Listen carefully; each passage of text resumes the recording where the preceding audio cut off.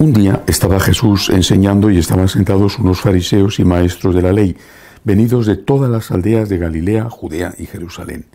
Y el poder del Señor estaba con él para realizar curaciones. En esto llegaron unos hombres que traían en una camilla a un hombre paralítico y trataban de introducirlo y colocarlo delante de él. No encontrando por dónde introducirlo a causa del gentío, subieron a la azotea. Lo descolgaron con la camilla a través de las tejas y lo pusieron en medio, delante de Jesús. Él, viendo la fe de ellos, dijo: «Hombre, tus pecados están perdonados». Entonces se pusieron a pensar los escribas y los fariseos: ¿quién es este que dice blasfemias? ¿Quién puede perdonar pecados sino solo Dios? Pero Jesús, conociendo sus pensamientos, respondió y les dijo: ¿qué estáis pensando en vuestros corazones? ¿Qué es más fácil, decir tus pecados te son perdonados o decir levántate y echa a andar? Pues para que veáis que el Hijo del Hombre tiene poder en la tierra para perdonar pecados, dijo al paralítico: a ti te lo digo, ponte en pie, toma tu camilla y vete a tu casa. Y al punto, levantándose a la vista de ellos, tomó la camilla donde había estado tendido y se marchó a su casa dando gloria a Dios. El asombro se apoderó de todos y daban gloria a Dios y llenos de temor decían: hoy hemos visto maravillas. Palabra del Señor. Bueno, primera cuestión creo que hay que destacar, ¿no?, de este fragmento del Evangelio de San Lucas, es que esta frase dice: el poder del Señor estaba con él para realizar curaciones.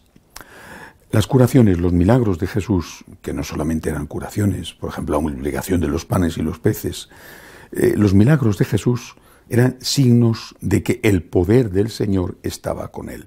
Pero no solo estaba con él en el sentido de darle el poder de curar, sino que estaba respaldando sus enseñanzas. Por eso no podemos cambiar las enseñanzas de Cristo, porque las enseñanzas de Cristo son las enseñanzas de Dios, y la primera enseñanza de Cristo es que Él es el Dios hecho hombre.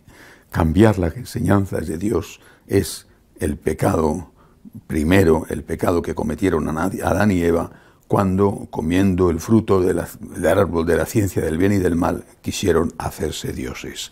Cambiar las enseñanzas de Cristo implica, o modificarlas de tal forma que no tenga nada que ver con la realidad, aunque sea la misma apariencia, implica negar la divinidad de Jesús o asumir que uno está por encima de Dios. Después viene ya el milagro en sí.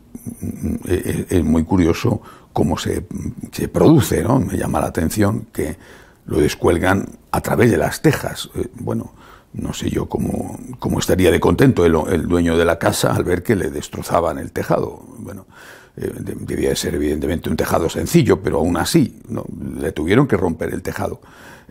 Repito, no sé cómo estaría de contento. Sí sé que Jesús no se enfadó, sino que dice, viendo la fe que ellos tenían, es decir, destacó, elogió la fe que tenían, la fe y el amor, porque esta gente estaba haciendo todo esto para ayudar a un paralítico. No sé si eran personas pagadas o eran personas de su familia, pero era un acto de amor que les complicaba la vida, porque podían recibir algún tipo de acusación por parte del dueño de la casa. Viendo Jesús la fe que tenían, le perdonó a este hombre los pecados. Ahí está la segunda enseñanza. ¿Y qué tiene que ver el perdón de los pecados, qué tiene que ver con la enfermedad? Bueno, seguramente tenemos que remontarnos a aquella sociedad donde, igual que hoy todavía quedan algunas sociedades donde eso se considera una relación causa-efecto. En aquella época, desde luego, eso era así. Pero Jesús, que no estaba ligando el pecado a la enfermedad, Jesús quería dar una lección, quería dar una enseñanza. La enseñanza era: tus pecados te producen enfermedades.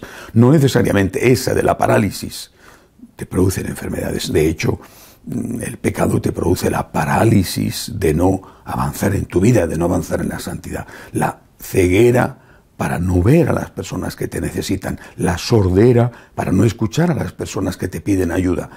La mudez para no hablar, defendiendo a aquellos que necesitan ser defendidos y ya no tienen voz, por ejemplo, los niños que todavía no han podido nacer. Es decir, el pecado es la fuente de todos los males, Porque aunque haya males que no están ligados estrictamente al pecado, dice, bueno, vamos a ver, esta persona tiene cáncer, ¿qué culpa tiene? A lo mejor, bueno, pues porque fumó demasiado, pero a veces ni siquiera no tiene nada que ver. Un cáncer de mama, por ejemplo, en una señora. ¿Qué culpa tiene esa señora? Ninguno. Bueno, habría que remontarnos al pecado original por el cual entró el mal en el mundo. Pero realmente los grandes males son aquellos que provocamos los hombres.